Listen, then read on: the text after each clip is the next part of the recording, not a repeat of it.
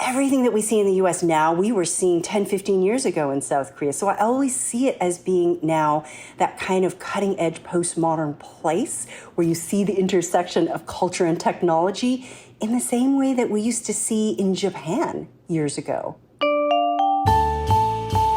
Hello and welcome to the GZERO World podcast. This is where you'll find extended versions of my interviews on public television. I'm Ian Bremmer, and today we are talking about everyone's favorite K-pop band, BTS, of course, the only one I know, and the explosive success in South Korean cinema. Not to mention the 10th anniversary of Kim Jong-un's totalitarian rule over the North. How has South Korea become such a dominant soft power force on the global stage so quickly? And as this newfound fame angers its neighbors to the north, will there ever be peace between Pyongyang and Seoul? I speak to journalist Jean Lee, who led Korea coverage for the Associated Press from 2008 to 2013. She even served as their Pyongyang bureau chief for a time. Let's get to it.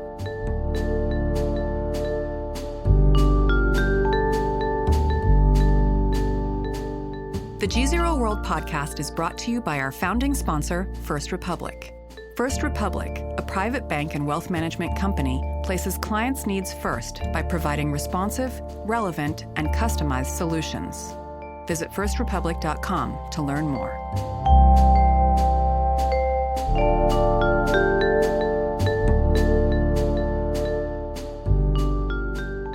Jean Lee, thank you so much for joining me on GZERO World. Great to join you. So much to talk about on Korea. I want to talk to you not just about Kim Jong-un and nuclear proliferation. I kind of feel like the bigger story these days is South Korea. How does that make you feel? Oh my gosh, I struggled for so many years to get South Korea on the news agenda because it was always about North Korea. So it's amazing that South Korea is getting its moment. Now, since you were based in Pyongyang for a bit, we will get there eventually, but we have to start. Squid Game, of course, the extraordinary, deeply disturbing Parasite for the first time wins Best Foreign Film. There are so many stories, K-pop, and this year, the single biggest story coming out of the United Nations General Assembly was, boy band that I had never heard of from South Korea, but I was the only one. How is this happening? Why is South Korea such a soft power globally right now?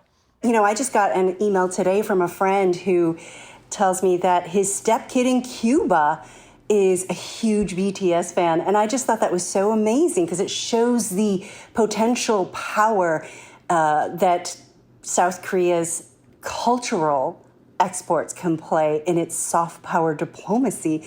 Cuba, traditionally an ally of North Korea, and you've got Cuban kids in love with South Korean pop stars.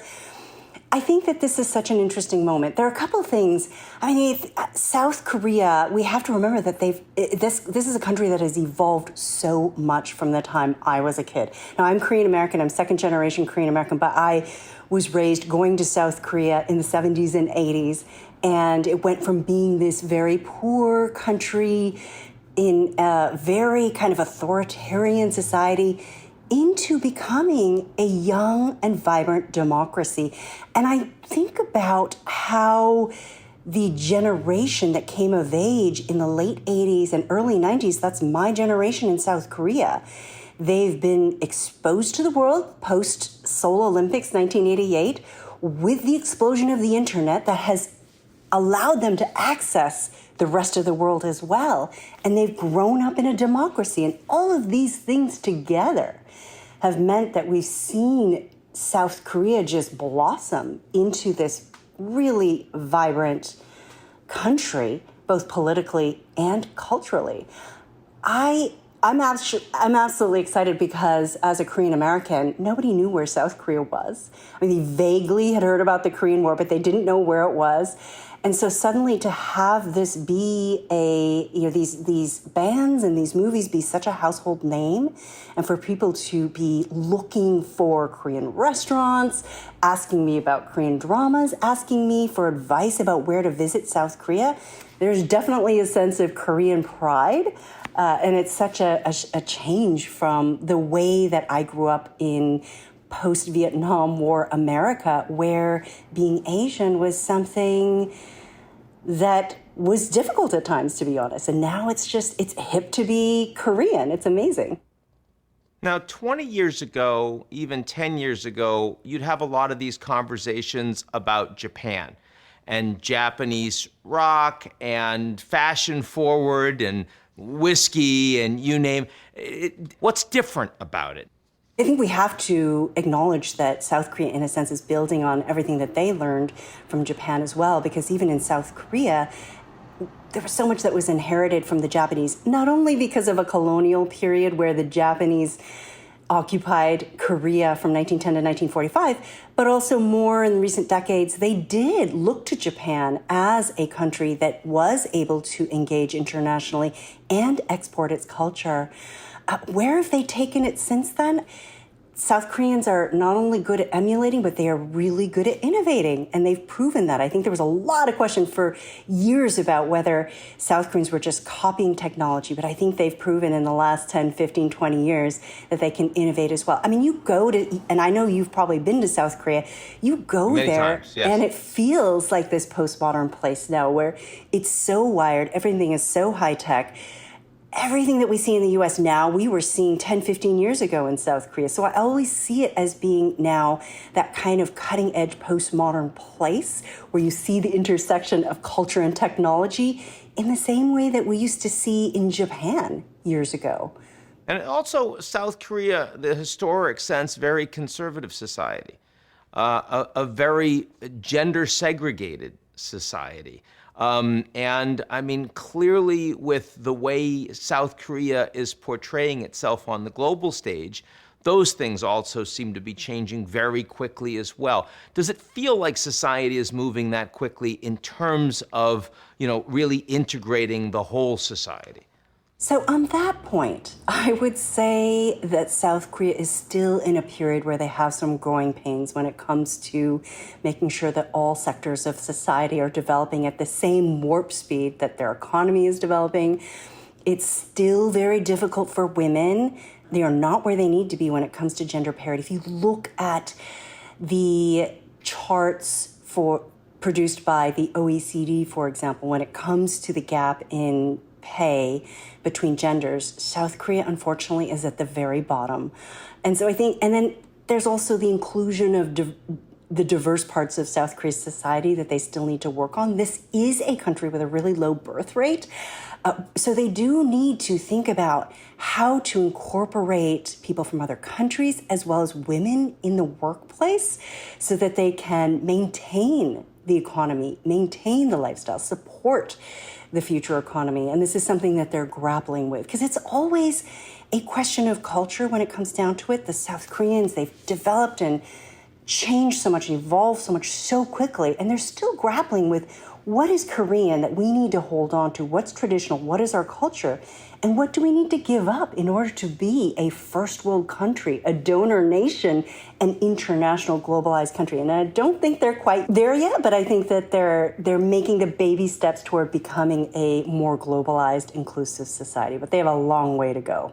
When you think about areas that South Korea will be seen as a global leader, taking aside the advances in soft power, where do you think South Korea is going to be making a true mark? That around the world you'll see people saying, wow, South Korean leadership really made a difference. How do you think that's going to change? I do think that South Korea still has room to capitalize on the potential that soft power can play. It does remind me a little bit of England in the sense that I think South Korea does punch way above its weight, and in the same way that I think England does in terms of its cultural exports. England has really shaped culture in the Western world in such a significant way for such a small country, and I think South Korea has the potential to do that. Not only in Asia, it has already been doing that across Southeast Asia for many years, but internationally as well. So maybe one other thing I want to touch on is China, because of course the South Koreans are in many ways in an uneasy balance between their relationship with the United States, with a significant military presence that persists today, and China, the largest economy in the region, and an economy that increasingly represents most of the trade and investment in South Korea. So how does this country, going forward, think about its relationship with China, with the United States? So with South Korea, I had a lot of conversations throughout 2018, 2019, and through up until the present with the South Koreans. I would say particularly during the Trump years, they were very concerned about the growing strategic competition between the United States and China. And the refrain was always, listen, we can't choose. We live next to China. We have lived next to China for millennia, but we are a staunch U.S. ally. I think there's no question that their loyalty lies with the United States, but it's very clear as well that so much of their financial future lies with China as well. And so they're constantly trying to navigate this. It's interesting because you will often hear the phrase shrimp among whales. This is a traditional Korean adage.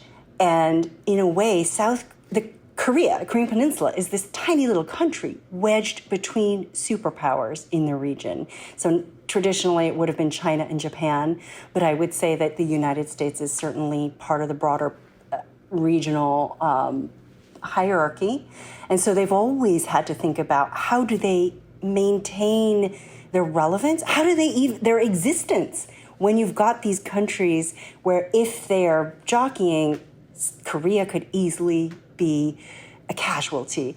And so this is something that they've been thinking about for thousands of years.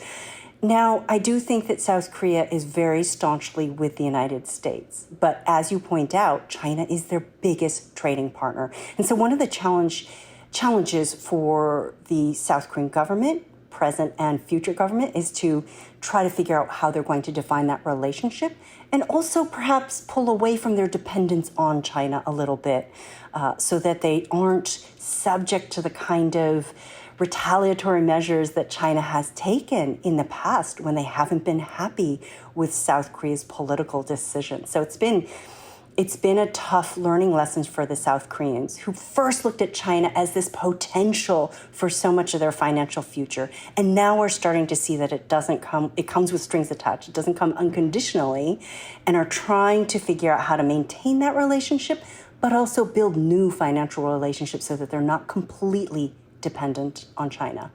Seoul, of course, is, sort of eyesight distance from North Korea. And all of this extraordinary expansion of soft power and disruptive nature of changing society is happening next to the world's most closed totalitarian system. And I remember hearing stories about the North Koreans banning certain haircuts because the South Koreans were wearing them and that was unacceptable, barring South Korean soap operas because in the context of everything we're talking about today, how's that? You lived in Pyongyang. How is that being taken in North Korea?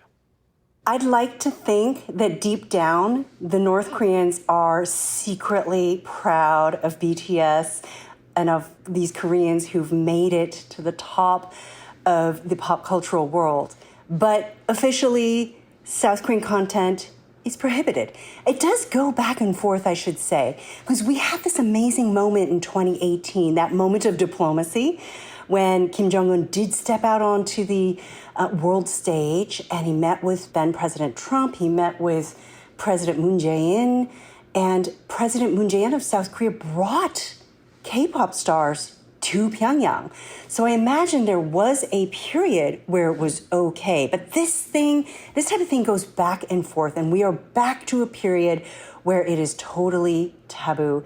And I'll explain why it's so risky. The North Koreans spend so much time trying to control the flow of information and stop their people from seeing how Koreans on the other side of the DMZ are living, if they could see how influential South Koreans are, how well they're living, then it could raise that question of what are we doing here in North Korea? So I would say that the North Koreans do go to extreme lengths to try to control and shape the narrative about South Korea inside North Korea. But for a period, we had so many North Koreans crossing the border. So every plane that I took was packed with North Korean students, athletes, business people, government officials going to China and seeing what the rest of the world was like. And then you have all those people at the border who were crossing on foot in trucks and doing a lot of trade across the border. This was all before they shut the borders, sealed the borders in January 2020. But before then, for a good period, there was a lot of traffic across the border, not only of goods and people, but of ideas and little USB drives that were loaded with South Korean dramas. And the North Koreans have told me that, hey, if they want to watch something in the outside world, the first thing that they're curious about is South Korean content. They are incredibly curious to see how South Koreans are living. And I have to tell you, as an ethnic Korean who spent time in Pyongyang, you can't help but look at the people of North Korea and think, okay, who would I have been if I had grown up in this regime? And I try to remind South Koreans and Korean Americans that it's just a fluke of fate that we ended up on one side or the other. And so that was an interesting thing for me as an American to be in North Korea and recognize that I could have been one of those people, and who would I have been? And I think North Koreans feel the same way. This content allows them to think about who they might be outside of those restrictive confines of North Korean society and culture. After 2018, and of course, I mean, the joint Olympic team, which raised such hopes and was really one of the most optimistic moments of the decade globally, does it feel a little bit less dangerous? I mean, because the leaders have seen each other face to face, because there was that at least one chance, even if it didn't lead anywhere, so far at least, did it create a little bit less of that deep-seated, my God, we could be one moment away from Armageddon with all of those nukes and conventional warheads pointed right at you?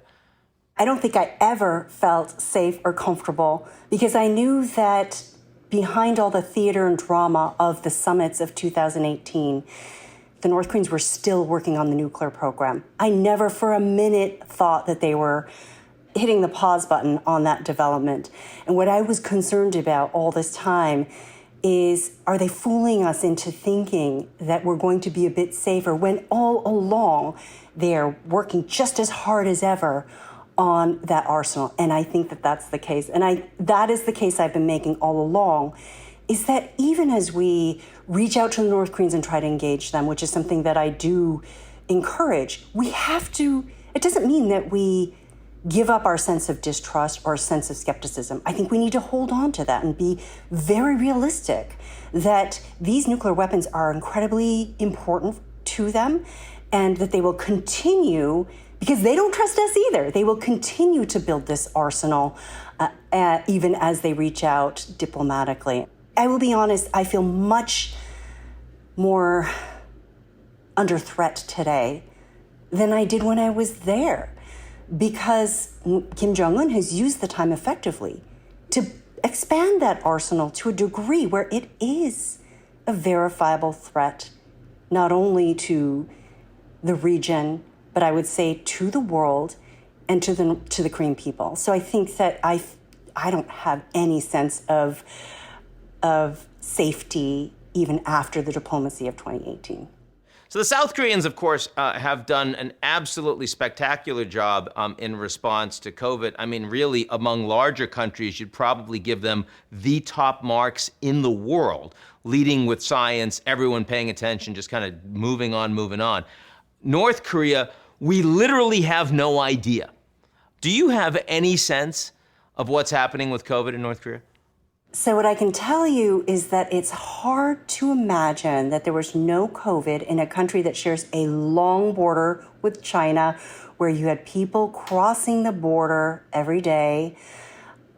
But I can also tell you, having spent so much time in North Korean hospitals and clinics, that they simply do not have the capacity to deal with an epidemic. I mean, most of the hospitals that I went to didn't have running water. And so they all of the signs on the walls were about preventative measures because they didn't have medicine. We do know that they took extremely restrictive measures, the most restrictive in the world. They sealed the borders. And that means not just preventing people from coming in, but preventing goods from coming in as well.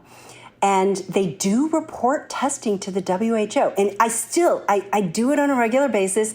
I go to the WHO COVID-19 dashboard just for the heck of it and look at the dashboard. And at the very bottom, 0 positive cases is North Korea, along with a couple Pacific Island nations. Really hard to believe, although I think technically, possibly, they are testing a certain population. And I think that for North Korea's propaganda, Kim Jong-un wants to tell his people, look, I've protected you from this outside threat. Look, we have 0 cases. Whether or not that's true is highly debatable. It's really hard for me to imagine. I think there's more to the border closures than just the pandemic, to be absolutely honest. He's trying to control that flow of information. He's trying to stop these people from going back and forth, because not only do these people bring things from the outside world, they bring movies, they bring content, they bring ideas, they bring information. And I think what we're seeing is North Korea in the middle of a complete clampdown on information from the outside. And the pandemic provides an opportunity to really close ranks and regain control over the people. And you've also done a lot of work around cyber. How active are the North Koreans right now in terms of malware attacks and other sorts of cyber efforts internationally? During the years that I was in North Korea, I was seeing this incredible emphasis on computers, on science and technology, and it was all associated with Kim Jong-un. So it was really about creating this mythology about this young man who was their new leader, who was really modern. They called him a computer genius, and I was thinking, great, I would love to see North Korea open up, access the internet, join the global community the same way that South Korea has. But this wasn't happening. The North Korean people were not allowed, for the most part, to access the internet. And yet I was also looking at this wondering, is there another purpose? Is there an ulterior motive? Is there a nefarious purpose for developing all this science and technology? And so that was really where I started with thinking about cyber as well. Because we know that the North Koreans are always thinking strategically. We know that they're facing a lot of sanctions that are preventing them from getting the money into the country to build the nuclear program and also to keep the elites happy. So what is better than cyber than not only covering their tracks, being surreptitious, getting around sanctions, getting around border closures. Sanctions and border closures won't matter if you're adept at cyber. The other thing is that they fly so under the radar, because you're thinking this is a country where most people can't connect to the internet. So how are they building one of the world's most aggressive cyber armies? And that's what I explore in my podcast, The Lazarus Heist, for the BBC World Service, is how does a country where most people can't connect to the internet, where they don't have electricity, build this cadre, this group of cyber soldiers who really are some of the most aggressive in the world. And I think we have to worry about it, not only because they are targeting us and trying to emulate and learn how we live our lives and how vulnerable we are because we rely on the internet, but that money that they're able to get back goes toward the nuclear weapons program. And so it has a consequence with huge ramifications in terms of global security. And I think it flies under the radar, A, because cyber is hard for us to understand, B, it's so hard to trace, and C, we just underestimate the North Koreans. But what I try to say is that you're talking about people who have every motivation in the world to invest strategically in cyber to get around all the challenges they have to bringing in the money that they need to build those weapons and to keep that elite class loyal to Kim Jong-un. Jean Lee, thank you very much. Thanks so much for having me. It's fun to talk to you. That's it for today's edition of the GZERO World podcast. Like what you've heard? Come check us out at gzeromedia.com and sign up for our newsletter, Signal.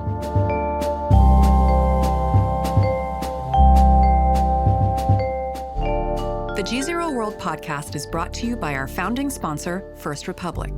First Republic, a private bank and wealth management company, places clients' needs first by providing responsive, relevant, and customized solutions. Visit firstrepublic.com to learn more.